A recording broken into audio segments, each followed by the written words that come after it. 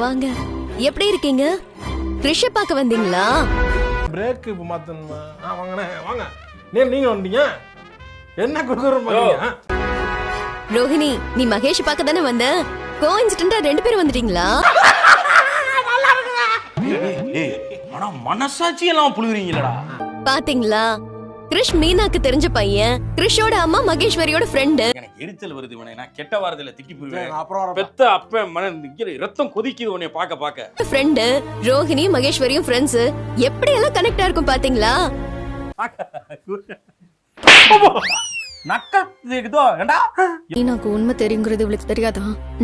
தெரியாது. நல்லா வாங்கி கட்டிக்க போறா. நல்லா இல்ல. சரி அடி வாங்கிட்டு வா. அடி வா. நம்பர் வாங்கிட்டான்னு கேட்டீங்கல்ல? நான் கூட இந்த மகேஸ்வரி கிட்ட கேட்டேன். இவதான் தர மாட்டேங்கிறா. irrelevant-ஆவே பேசுவான். எதுவுமே சம்பந்தம் இல்லாம பேசுவான். கல்யாண வீட்ல பத்தி எலவ பத்தி பேசுவான். எலவ வீட்ல போய் எப்படிலாம் சந்தோஷமா இருக்கணும் காமெடி பண்ணிக்கிருப்பான். மகேஸ்வரி, கிருஷோட அம்மா நம்பர் தந்தா உனக்கு என்ன இப்போ? பாவம், அவங்க எவ்வளவு நாளா கேட்டுட்டு இருக்காங்க.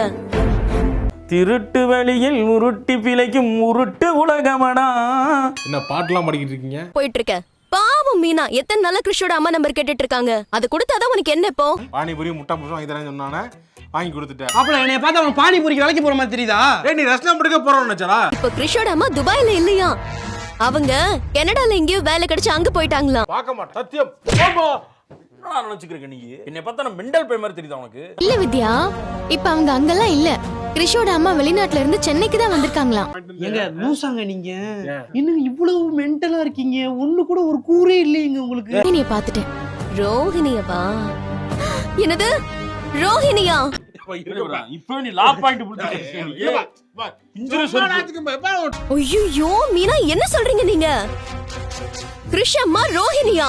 டேய் இப்போ எதுக்கு மாயாண்டி குடும்பத்தார் தருண் கோபி மாதிரி நடிக்கிறா?